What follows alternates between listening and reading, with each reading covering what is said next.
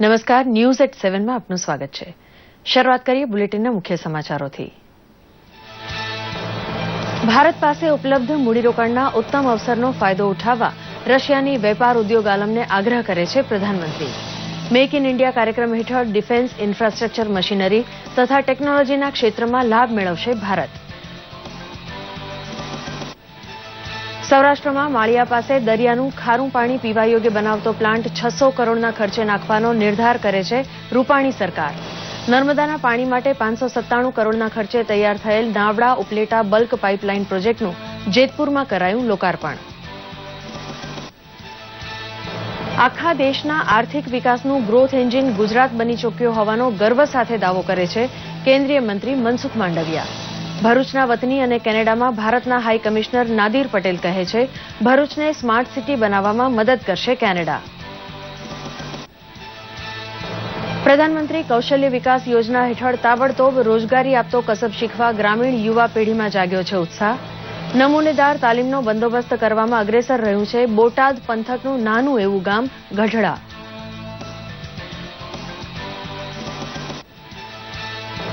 સૌરાષ્ટ્ર અને દક્ષિણ ગુજરાતમાં વરસાદના વ્યાપક ઝાપટાને લીધે ગરમીમાં મળી રાહત. ચોમાસાના એંધાણ આપતા વાદળ બંધાયા હોવાથી 48 કલાકમાં છૂટાછવાયા વરસાદની આગાહી કરે છે હવામાન ખાતું.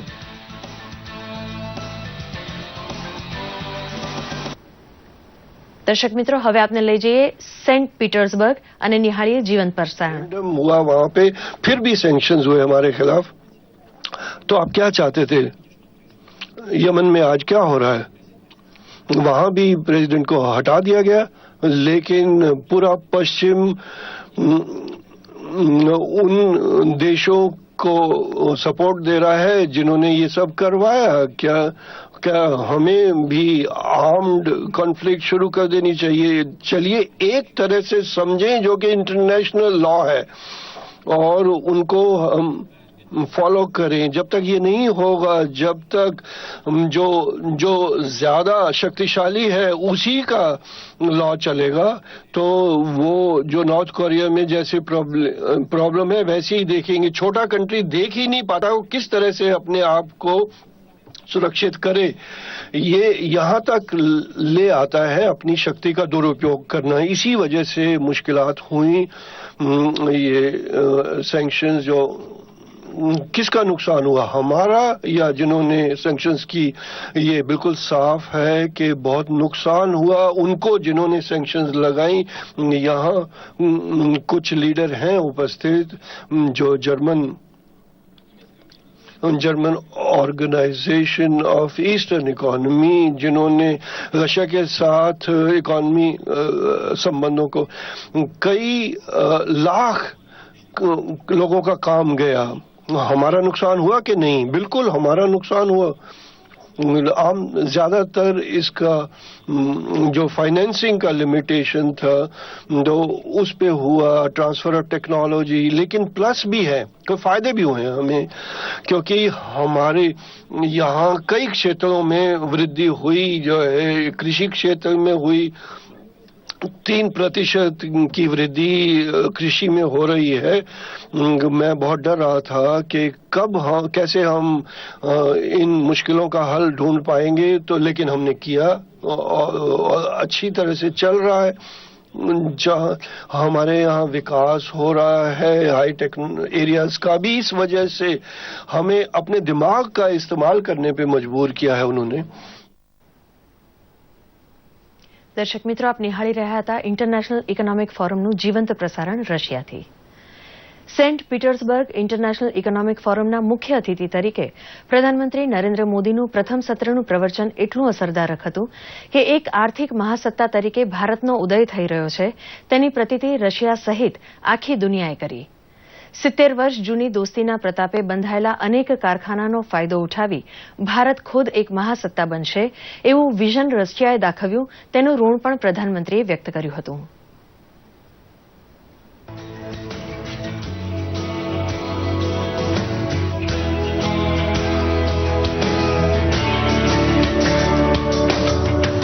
રશિયાના પ્રવાસે ગયેલા પ્રધાનમંત્રી Narendra Modi Saint Petersburg International Economic ફોરમના મુખ્ય અતિથિ બન્યા હતા. સૌપ્રથમ રશિયાના પ્રેસિડેન્ટ વ્લાદિમીર પુતિને ફોરમને સંબોધતા જણાવ્યું હતું કે ડિજિટલ શિક્ષણને આગળ વધારવા પર ખાસ ભાર આપવામાં આવશે. आजकल कामयाबी पा रहे हैं साइंस में, व्यापार में, नागरिक और सामाजिक पहल दिखा रहे हैं. इसलिए हम मानव संसाधन को बढ़ावा देंगे और हम कर पाएंगे दीर्घकालीन वृद्धि और गुणवत्ता बढ़ाएंगे हमारी अर्थव्यवस्था की, और हम अपने नागरिकों के जीवन स्तर को बढ़ा पाएंगे. और हम सबको न्योता देते हैं कि हमारे यहाँ आए और हमारा जो सहयोग है वो फायदेमंद होगा. मैं आपको रूस में आने का और हमारे साथ काम करने का निमंत्रण देता हूँ. આંતરરાષ્ટ્રીય આર્થિક મંચ 2017 ને સંબોધતા પ્રધાનમંત્રી નરેન્દ્ર મોદીએ જણાવ્યું હતું કે ભારત અને રશિયાના સંબંધો 70 વર્ષ જૂના છે અને આ સંબંધ દિવસે ને દિવસે ગાઢ બન્યો છે. ભારતમાં સ્થિર સરકારના નિર્ણયને કારણે દેશ ઝડપથી વિકાસ કરી રહ્યો છે, જેથી ભારતનો દુનિયાના મોટા અર્થતંત્રમાં સમાવેશ થયો છે, એમ પ્રધાનમંત્રીએ ઉમેર્યું હતું. न्यू इंडिया का सपना लेकर के हम चल रहे हैं, और जब हम न्यू इंडिया का सपना लेकर के चल रहे हैं तब हम हमारे इंफ्रास्ट्रक्चर को अपग्रेडेड करना चाहते हैं. आप कल्पना कर सकते हैं कि जिस देश की पॉपुलेशन 1.25 बिलियन हो, दुनिया की नजरों में ये एक मार्केट भी है, लेकिन एट द सेम टाइम हम एक ऐसे देश हैं जिसके पास 800 मिलियन 35 से नीचे की उम्र के नौजवान है. हिंदुस्तान आज एक युवा देश है. આ ઉપરાંત પ્રધાનમંત્રીએ જણાવ્યું હતું કે ભારત યુવા શક્તિનો ભંડાર છે, તેમજ હોલીવુડની ફિલ્મો કરતા પણ ઓછા ખર્ચે ભારત મંગળ ગ્રહ પર પહોંચ્યો છે. પ્રધાનમંત્રીએ દુનિયાના તમામ દેશોને ભારતમાં રોકાણ કરવા આમંત્રણ પણ આપ્યું હતું. हिंदुस्तान अकेला देश ऐसा है जो पहले ही ट्रायल में मार्स पर पहुंचने में सफल हुआ.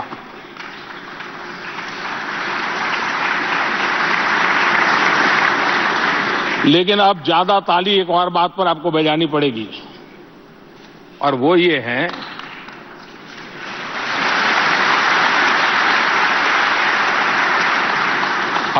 है कि हॉलीवुड की जो फिल्म बनाने का खर्चा होता है उससे भी कम खर्चे में हम मार्स पर पहुंच पाए हैं. ये मेरे देश के युवा की टैलेंट है. રશિયામાં રોકાણના છેલ્લા દિવસે પ્રધાનમંત્રીએ આર્મેનિયાના રાષ્ટ્રપતિ સાથે મુલાકાત કરી હતી. સોવિયત સંઘમાંથી છૂટા પડેલા નાના નાના દેશો સાથે ભારત ફ્રી ટ્રેડ એગ્રીમેન્ટ કરવા માંગતું હોવાનું તેમણે જણાવ્યું હતું. ડેટસન બૌદ્ધ મંદિરની મુલાકાત લઈ ઉર્જા કુંજુર ગ્રંથના 100 વોલ્યુમ તેમણે ભેટ તરીકે અર્પણ કર્યા હતા. હર્મિટેજ મ્યુઝિયમની મુલાકાત લીધા બાદ પ્રધાનમંત્રી હસ્તલિખિત ગ્રંથની જાળવણી કરતા સંગ્રહાલયની મુલાકાતે પહોંચ્યા હતા અને ઇતિહાસના અનુપમ વારસાને રસપૂર્વક નિહાળ્યો હતો. બ્યુરો રિપોર્ટ, દૂરદર્શન સમાચાર, અમદાવાદ. કેન્દ્રની નરેન્દ્ર મોદી સરકાર દ્વારા શરૂ કરાયેલ પ્રધાનમંત્રી કૌશલ વિકાસ યોજના દ્વારા દેશના અનેક બેરોજગારોને રોજગારીની તકો મળી રહી છે. દેશ સહિત રાજ્યમાં અનેક સ્થળે શરૂ કરાયેલા કૌશલ વિકાસ તાલીમ કેન્દ્ર ખાતે તાલીમ લઈને યુવાનો સરકારના આ અભિગમને બિરદાવી રહ્યા છે. જોઈએ એક ખાસ રિપોર્ટ.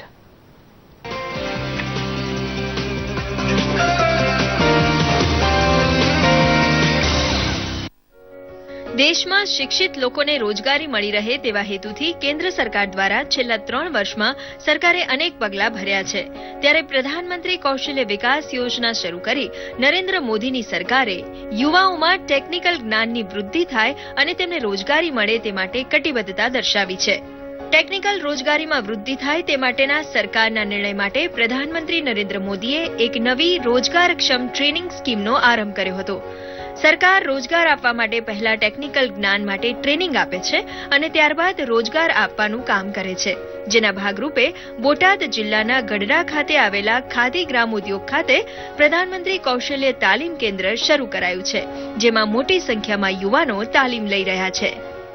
હું અત્યારે બેરોજગાર છું, પછી મને આગળ સ્કિલ માટે ને રોજગાર મળી શકે ફિલ્ડ સેલ્સમાં.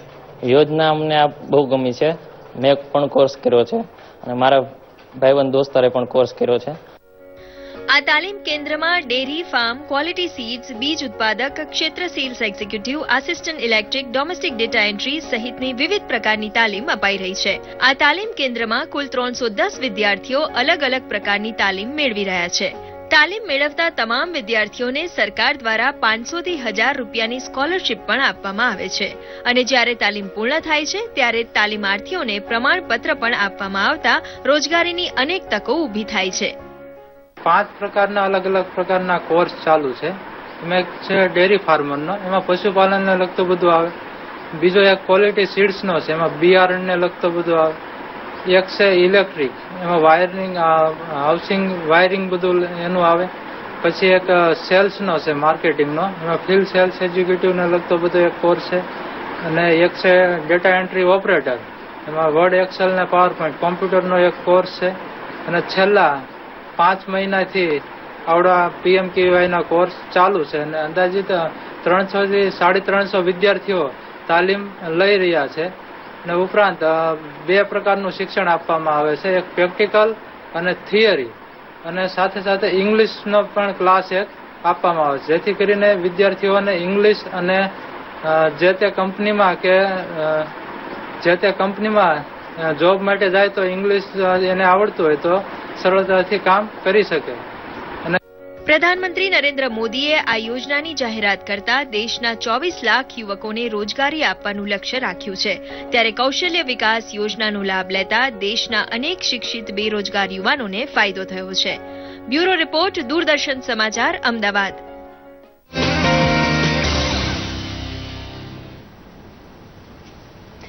રાજ્યના મુખ્યમંત્રી વિજયભાઈ રૂપાણીએ નાવડા ઉપલેટા બલ્ક પાઇપલાઇનની યોજનાનું લોકાર્પણ કરી નર્મદા નીરના વધામણા કર્યા હતા. ₹597 કરોડના ખર્ચે તૈયાર થયેલી આ પાઇપલાઇન મારફતે જિલ્લાના 11 તાલુકાના 579 ગામો તથા 15 શહેરો સુધી નર્મદાના નીર પહોંચતા થતાં પાણીની મુશ્કેલી વેઠતા રાજકોટને રાહત મળશે.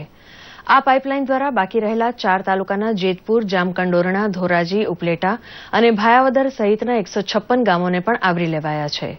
આ પ્રસંગે મુખ્યમંત્રીએ નાવડા ઉપલેટા બલ્ક પાઇપલાઇનને પોરબંદરના કુતિયાણા અને રાણાવાવ સુધી લંબાવવાની જાહેરાતની સાથે સૌરાષ્ટ્રમાં આગામી મહિને ₹600 કરોડના ખર્ચે દરિયાનું ખારું પાણી શુદ્ધ કરવાનો પ્લાન્ટ માળિયા પાસે મૂકવાની જાહેરાત પણ કરી હતી.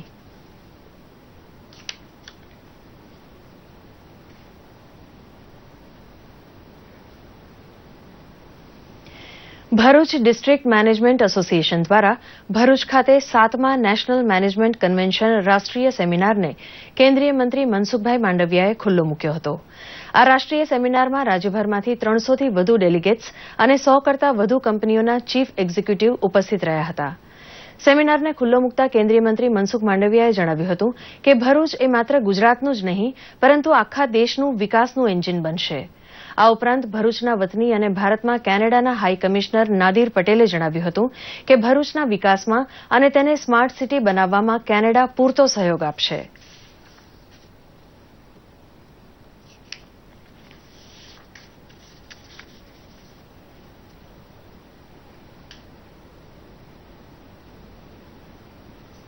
PCPIRના માધ્યમથી ભારત સરકારે જ્યારે ઓપાલ જેવું એક એન્કર યુનિટ સ્થાપીને પેટ્રોકેમિકલ ક્ષેત્રની ઇન્ડસ્ટ્રીઝ ડેવલપ થયા માટે PCPIRને અમે બળ આપી રહ્યા છીએ. દહેજ ઘોઘા ફેરી સર્વિસના માધ્યમથી સૌરાષ્ટ્રને ભરૂચ દહેજ સાથે જોડી રહ્યા છીએ. કોસ્ટલ ઇકોનોમિક ઝોનના માધ્યમથી ભવિષ્યની અંદર પેટ્રોકેમિકલ્સ ઇન્ડસ્ટ્રીઝને વેગ મળે એના માટે થઈને દહેજ હજીરા કોસ્ટલ ઇકોનોમિક ઝોન અમે ડેવલપ કરવાના છીએ. એ ઉપરાંત આટલી મોટી ઇન્ડસ્ટ્રીઝ અને આટલું ઉજ્જવળ ભવિષ્ય જ્યારે ભરૂચને છે ત્યારે નરેન્દ્રભાઈ મોદીના વિઝનને ધ્યાનમાં રાખીને એક કોમન ફેસિલિટી લોજિસ્ટિકના ક્ષેત્રની અંદર કઈ રીતે ઊભી થાય એના માટે એક મલ્ટી મોડેલ લોજિસ્ટિક પાર્ક માટે પણ અમે ભરૂચને સિલેક્ટ કર્યું છે. That is talking about even greater things ahead, and for Bharuch to be the engine of growth and to see what we can do over the next 30 to 40 years, I think is really, really exciting. And for me to be here, to be part of that, is something that I couldn't say no to. રાજ્યભરમાં pre monsoon એક્ટિવિટીના ભાગરૂપે રાજ્યના કેટલાક વિસ્તારોમાં વીજળીના કડાકા સાથે વરસાદનું આગમન થયું છે. દક્ષિણ ગુજરાતના ડાંગ, સાપુતારા, આહવા તેમજ ભરૂચ, નેત્રંગ, ઉત્તર ગુજરાતના અંબાજી, સાબરકાંઠાના પોશીના તેમજ સૌરાષ્ટ્રમાં રાજકોટ સહિતના વિસ્તારોમાં ગાજવીજ સાથે વરસાદનું આગમન થયું હતું. મધ્ય ગુજરાતના ભરૂચ અને પંચમહાલના વિસ્તારોમાં પણ વાતાવરણમાં પલટો આવતા વરસાદ પડ્યો હતો. રાજકોટમાં ભારે પવન સાથે ધોધમાર વરસાદ તૂટી પડતા લોકોમાં દોડધામ મચી ગઈ હતી. 1.5 ઇંચ જેટલો વરસાદ વરસી જતા ઠેર ઠેર પાણી ભરાઈ ગયા હતા. રાજકોટમાં પહેલા જ વરસાદે લોકોની પાણીની સમસ્યા થોડી હળવી કરી નાખી હતી. ગરમીથી ત્રાહિમામ પોકારી ઉઠેલા લોકોએ રાહત અનુભવી હતી. ડાંગ જિલ્લાના ગિરિમથક સાપુતારા, આહવા, સુબીર અને વઘઈ સહિતના અનેક ગામડાઓમાં તેમજ નવસારી જિલ્લાના વાંસદાનગર અને તાલુકામાં બપોર બાદ અચાનક વાતાવરણમાં પલટો આવ્યો હતો.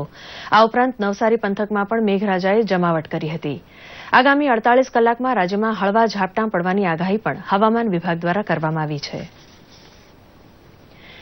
ગુજરાતનો ફળ બગીચો ગણાતા દક્ષિણ ગુજરાતમાં આ વખતે ગ્લોબલ વોર્મિંગના કારણે ખેડૂતોનો પાક ઓછો ઉતર્યો છે. પરંતુ સહકારી ધોરણે ચાલતી કેનિંગ ફેક્ટરી કેસર કેરીના ઊંચા ભાવો ચૂકવી કેરી પકવતા ખેડૂતો માટે આશીર્વાદ સમાન પુરવાર થઈ છે. કેરી ફળોના રાજા તરીકે માન્ય છે. તેમાં પણ ગુજરાત કેરીના પાક માટે ખૂબ જ અગત્યનું છે. અનુકૂળ વાતાવરણ મળતા અહીંની કેસર કેરી દેશ વિદેશના સ્વાદ રસિયાઓની પહેલી પસંદ બને છે. ત્યારે નવસારી જિલ્લામાં પણ મોટા પાયે કેસર કેરીનું ઉત્પાદન થતા અહીંના ખેડૂતો આર્થિક રીતે સદ્ધર પણ બન્યા છે. જિલ્લામાં ચાલતી સહકારી મંડળીઓમાં ખેડૂતોને બજાર કરતા સારા એવા ભાવ મળી રહે છે. સાથે જ બજારમાં માલ ઠાલવવામાં આવે તો 8% જેટલો વહીવટી ખર્ચ થાય છે, જેની જગ્યાએ સહકારી મંડળીમાં 3% જ ખર્ચ સાથે ખેડૂતો પગભર બન્યા છે. ભાવોની વાત કરીએ તો બજારની સરખામણીમાં ભાવ આ વર્ષે સારા છે અને દરેક મંડળી કેનિંગ મારફત કેસર કેરીની વ્યવસ્થા કરાવતી હોવાથી ખેડૂતોને કેસર કેરીના પોષણક્ષમ ભાવ મળી રહે છે. આ સાથે જ કેરીની સુધારેલી જાતોને ખેડૂતો પાસે ખરીદીને તેનું પલ્પ બનાવીને વિદેશોમાં નિકાસ કરવાનો કેનિંગ ઉદ્યોગ નવસારી જિલ્લામાં મોટા પાયે ફૂલ્યો ફાલ્યો છે. ચાલુ વર્ષે કેરીના પલ્પ બનાવવાનું કામની શરૂઆત થઈ છે.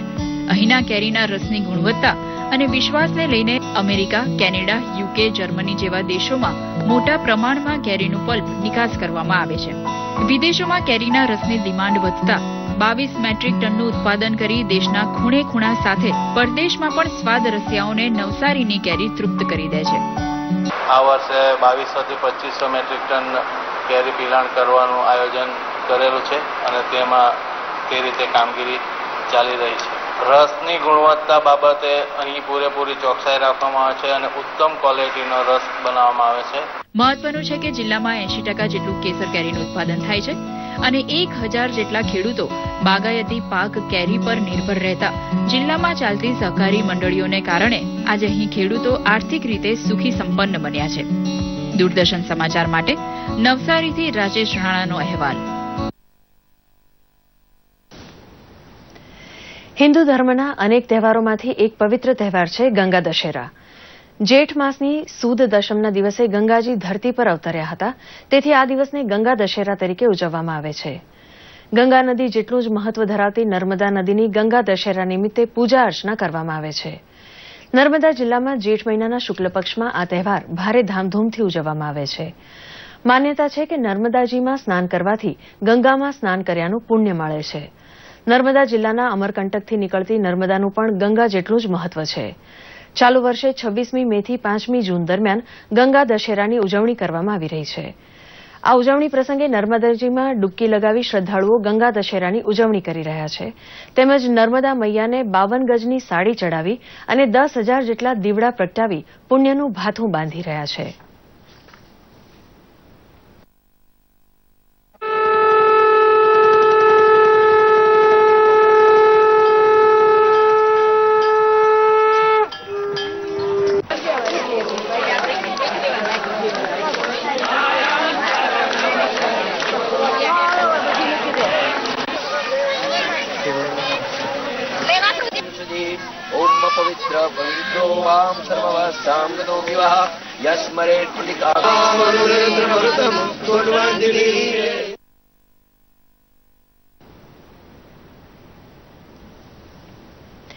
હિન્દી સિનેમાના ગ્રેટેસ્ટ શોમેન તરીકે અમર થઈ ચૂકેલા રાજ કપૂરની આજે પુણ્યતિથિ છે.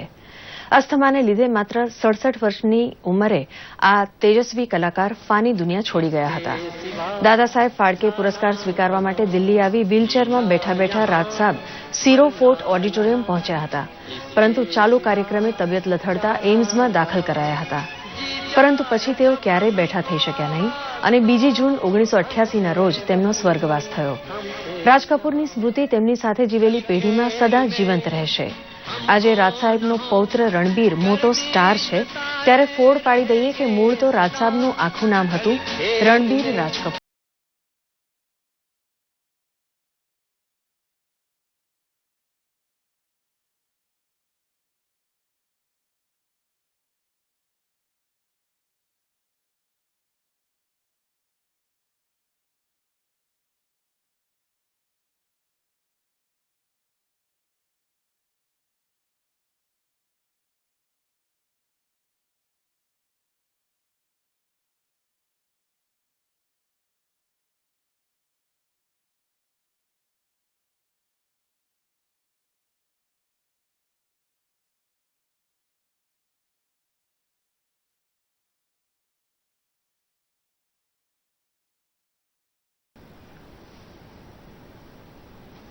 આ સાથે ન્યૂઝ એટ 7 સમાપ્ત કરીએ છીએ. નમસ્કાર.